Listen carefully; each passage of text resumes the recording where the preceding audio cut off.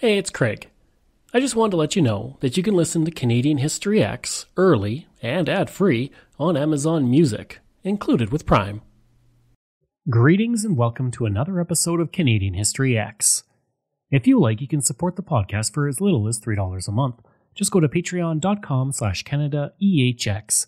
You can also donate directly to the podcast by going to CanadaEHX.com and clicking Donate. Don't forget, I have several other podcasts out there, from John to Justin, Pucks and Cups, Canada's Great War, and Coast to Coast, and they're available on all podcast platforms. And I do all these full-time, the writing, the research, everything. So, every dollar you give helps keep it all going, and I'll make sure I thank you on the air and throughout my social media. If you like, you can email me at craig@canadaehx.com. You can find me on Twitter. My handle is Craig Baird, CraigBaird, and I'm on Instagram and TikTok at Bairdo37, and I put up daily videos about Canada's history there. You can also find weekly videos about Canada's history by going to my YouTube channel. Go to youtube.com/c/CanadianHistoryX. And you can also visit my website, where you'll find hundreds of articles on Canada's history as well as transcripts of every episode. Just go to CanadaEHX.com. And I want to mention right now that on Twitter, I'm going through kind of a bit of a contest. We're going to see who is the greatest Canadian. I've selected 256 names. I put 4 up randomly each day, and people vote. And we're going to see who wins and becomes the greatest Canadian. So make sure you follow me on Twitter. The land that Canora sits on today has long been the home of the indigenous nations such as the Anishinaabe and the Sioux. Later, as Europeans began to arrive in the east, a new indigenous nation would come to the area of future Canora, the Métis. Today, Canora sits on Treaty 6 land. By the late 19th century, the land around Canora would be settled by various European groups including the Doukhobors, Romanians, and Ukrainians. The first ranches started to appear in 1884, and within 2 years the land was being surveyed for homesteading by the Canadian government. The first group to come out were the Ukrainians, and they left a long mark through the history on Canora. In fact, the first Ukrainian block settlement in Saskatchewan's history, predating the province itself, was established when 150 families came out in 1897 to the Canora district from western Ukraine. Settlement would progress relatively slowly, but the Canadian Northern Railway arrived in 1904 and settlement quickly increased. A post office soon opened and a school district was soon established. A town was then surveyed along the tracks, and 1 year later, Canora was incorporated as a hamlet. The name Canora is rather unique. Usually when I'm looking at various places, it's named for a railway official, or it's named for a person from the town, or from where the people came from. But Canora, well, it's got a cool name. It comes from the Canadian Northern Railway itself. Quite literally, the first 2 letters of each word of the railway's name would spell out Canora. The train station was built in 1904 and served as the major link for the community to the outside world for decades. Unlike many other communities, Canora never got rid of its train station, and it's actually still served by the Via Rail's passenger service. As well, the station is now the oldest Class II railway station still in operation in Saskatchewan, and you can discover the history of the community by visiting the station, which now houses the Canora Station House Museum. I've been to this museum, and it's a wonderful place to discover the history of Canora. There are several exhibits that show the rail and pioneer history of the community. Several artifacts, local art, souvenirs, and tourist information signs are also on display in the museum. In 1904, the community only had a population of 28, but by 1906 it had increased to 84. The Free Press Prairie Farmer reported on the growth of Canora, quote, "Our town is situated on the CNR main line. It's growing fast and bids fair to become a good, prosperous community." End quote. At the time, Canora had 4 general stores, 2 stables, a hotel, blacksmith, 2 restaurants, 4 machine agencies, a lumber yard, a hardware store, and a butcher shop. In 1910, the population had reached 500 people, and the Regina Leader-Post would report, quote, "The village of Canora is taking steps to secure the status of a town. A census recently taken shows this community to have considerably more than the population of 500. Canora is rapidly becoming one of the most important points on the present main line of the Canadian railway system." End quote. For students in the community, 14 in all, their school was held above a store in 1904. The next year, a school was built for the community, but it burned down before it could be used, and a new school was built and opened in 1908. In 1907, the Doukhobors in the community would establish the Doukhobor Trading Company, which was highly beneficial to the economic development of the town. The company took part in a building program in the community, creating several community-run enterprises, and the company would exist until 1918. The Brantford Weekly newspaper reported, quote, "The business is conducted by what is called the Doukhobor Trading Company, of which Peter Veragrin is the head, as he is in fact the benevolent autocrat of the whole community. If 50 or 100 men are engaged to work on railway construction, they are working for the community, just as they would be if they were at work on the farm." End quote. In 1912, the first Canora Chamber of Commerce would be established. On December 7, 1912, the Vancouver Daily World would say of Canora, quote, "Canora stands alone in Western Canada as the young city of the greatest and fastest growth. Newcomers are flocking in so rapidly that accommodations are at a premium. People already there are inducing their relatives and friends to come. The population has doubled in 18 months. Next summer, Canora will probably be twice her present size." End quote. At the time, Canora had 6 grain elevators and a flour mill, and had put out 1.2 million bushels of grain the previous fall. In the fall of 1912 alone, 2.5 million bushels was shipped out of the area. The same year that Canora was becoming organized in its business affairs, a small Ukrainian church was built 14 kilometers northeast of the community. The Mohila Ukrainian Greek Orthodox Church was built in 1912 and served the spiritual needs of the early Ukrainian residents in the area. The church was built by the congregation itself and would serve its members until 1968 when it was closed. The building still stands to this day and is one of the oldest buildings in the entire area around Canora. Due to its heritage, it was made a municipal heritage property in 2006. In 1913, the Hugh Waddell Memorial Hospital was built in the community, becoming the first hospital in Canora. Mary Waddell of Peterborough, Ontario donated $25,000, about $600,000 today, in honor of her husband who had passed away. The land was donated by Christian R. Graham, and the building was erected by the Presbyterian Home Mission Society, making it one of only 2 mission hospitals in Saskatchewan. The hospital officially opened on June 18, 1914 with 60 beds. In all, the hospital cost $50,000 to build. The Edmonton Bulletin reported, quote, "The hospital has a thoroughly up-to-date operating room with every modern appliance." End quote. Rates for patients range from $1 to $4 per day, amounting to $24 to $95 per day in 2022 funds. It would serve the community as a mission hospital until 1944, when it was bought by the Canora Union Hospital Board. In 1950, a new wing was added and the capacity was increased to 82 beds. The hospital continued to operate until July 4, 1968, when it closed. On the spot where the hospital was once located, a commemorative cairn was erected in 2000. I'd like to take a break away from the episode for a second to talk about ExploreNet. I spent most of my life living in rural areas in Canada, and I remember the days of dial-up internet and spotty high-speed service. For the past 3 years, I have been a customer of ExploreNet, and I can honestly say that it is the best rural internet I have ever had. My job as a podcaster means I spend a lot of time researching online, interviewing people over Zoom, and uploading content. Through it all, ExploreNet has provided me with excellent service. When I'm not working, I enjoy streaming content on several streaming platforms, and even doing some online gaming with a friend in Ontario. ExploreNet allows me to do all of that with ease. Right now, they offer up to 50 megabits per second on their new LTE network with unlimited data. Their service has only become faster and better since I first signed on. Today and beyond, ExploreNet is investing in building and upgrading the network at a rapid pace.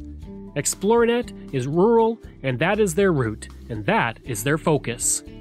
For more information about rural internet options in your area, go to explorenet.com or call 1-866-285-2253.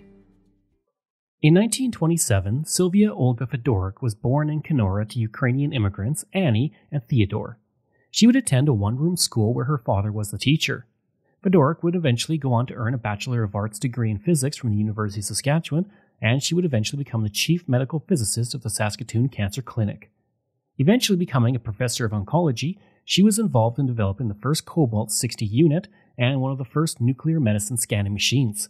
The machine would become known as the Cobalt Bomb, and was the first of its kind to use targeted radiation to treat cancer in a person. She would become the first female member of the Atomic Energy Control Board of Canada, and from 1986 to 1989, she was the first woman to hold the position of Chancellor of the University of Saskatchewan. Also, she's a member of the Canadian Curling Hall of Fame, an Order of Canada recipient, and she would serve as the first female Lieutenant Governor of Saskatchewan from 1988 to 1994.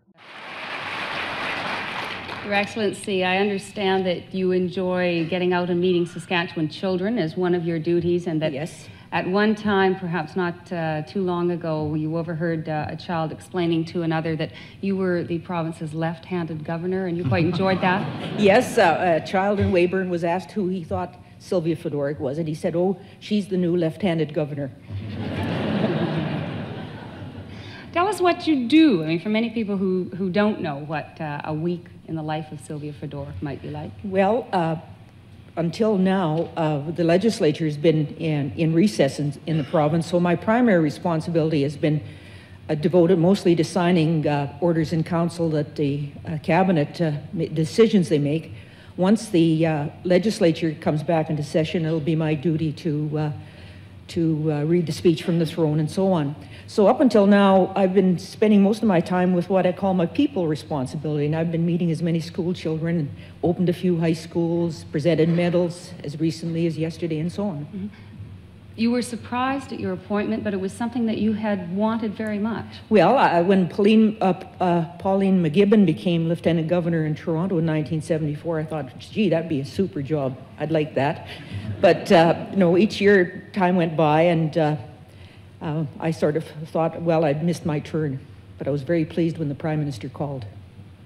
She would eventually be inducted into the Canadian Medical Hall of Fame in 2009 and would pass away in Saskatoon on September 26, 2012.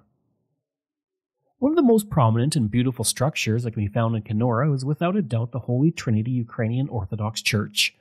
The parish had started in 1919, and it would be nearly a decade before the members had a new church to worship in. In 1928, construction began on the church, and once finished, it would be used for nearly 40 years. The interior is decorated in the Byzantine tradition, and it's truly beautiful. I had a chance to go into this church during a restoration, and it's stunning. In 1963, a larger church was built, but this church is still used and remains a landmark in the community. In 1984, it was made a municipal heritage property. In 1960, Canora celebrated its Golden Jubilee, which was one of the biggest events in the community's history to that point. Senator John Hitchison attended the banquet, and he had grown up in Canora, and his son would go on to become the 24th Governor-General of Canada. He would state he was glad to be back in Canora and pleased that his mother could be present for the occasion. Drummond Clancy, the MP for the area, brought congratulations from the federal government, and he read a personal message from Prime Minister John Diefenbaker. In 1979, a statue was created that is now the symbol of the community and the first thing you notice when you drive in from the south. The statue is the Lycea statue, and it was built by 2 Canora residents over the course of 1 year. It features a woman dressed in traditional Ukrainian costume who is offering a loaf of braided bread with salt called kolash. The bread is highly respected by the Ukrainian people, and the salt is a symbol of long friendship. The statue was unveiled by Governor-General Edward Scheer on September 3, 1980, as part of Saskatchewan's 75th anniversary. It stands at 20 feet tall and weighs in at 4,000 pounds, and on the plaque that is attached to the statue it says, quote, "Welcome, Vita Yamo. The traditional welcome with the bread and salt to all visitors is a universal custom and practice among Ukrainians and most Eastern European people whose descendants settled throughout Canada." End quote. In 1987, Canora would receive a very important visitor when Queen Elizabeth II and Prince Philip arrived in the community as part of a tour of Saskatchewan. Arriving at noon on October 19th, the Queen watched a performance of Ukrainian dancers as part of her hour-and-a-half visit to the community with the Prince. The weather was cold, but that didn't stop many from coming out in the community to see the royal couple. One resident who stood outside with a Union Jack, Mary Manchie, would say, quote, "I'm just waiting for the Queen to go by so I can wave the flag for her. I think it's very good that she is our Queen, and we are not under somebody else's rule." End quote. One woman drove thousands of kilometers from Los Angeles to see the Queen. The Queen and Prince Philip would have lunch in the community made of traditional Ukrainian dishes, and they would also attend an event at the curling rink where they were presented with a symbolic offering of bread and salt. The Queen also received an embroidered towel as a memento of her visit. One interesting museum that you will find in Canora is the Toy and Autograph Museum. The museum features over 700 autographs from a vast array of celebrities, from Laurel and Hardy to President George W. Bush. The Toy Museum also features over 1,000 toys that date back to the earliest years of the 20th century. There's the original Beatles with Pete Best, Spice Girls. This one is, of course, Mr. Bean, Rowan Atkinson. This is a chap who invented the pink flamingos. I'm usually the person who takes everybody around. Guide, tour operator, owner, whatever. It's Chris Hatfield. That's Robert Goulet, in case you don't recognise him. Woody Allen. This museum is a collection of toys and autographs. Autographs because my husband over the years has collected autographs. The first one he ever got was for Laurel and Hardy when he was 7-year-old. Besides the ones on display, we have 2 or 3 3-ring binders full as well. Altogether, we have over 1,000 toys and over 700 autographs. We've got all the presidents, even Trump. I like them all. There's 1 or 2 I don't like, but they're still up here. Clive Cussler, the author. Elvis. We were looking for somewhere to live, and this building was up for sale, and so we bought it, and then realised, well, what are we going to do with this floor? And as we'd brought all the toys with us and all the autographs, it was just around the time when that film, Build It and They Will Come. So my husband said, well, let's build an autograph and toy museum and see if they come. And people did. And people are still coming. He was voted the sexiest man for 3 years running. It was Richard Gere. He was the richest man in the world. It was Bill Gates. He just sent a letter, you know, like, I don't know, like Ray Charles. You know, dear Mr. Charles, I'm a collector of autographs. Could you send me your autograph, please? And did.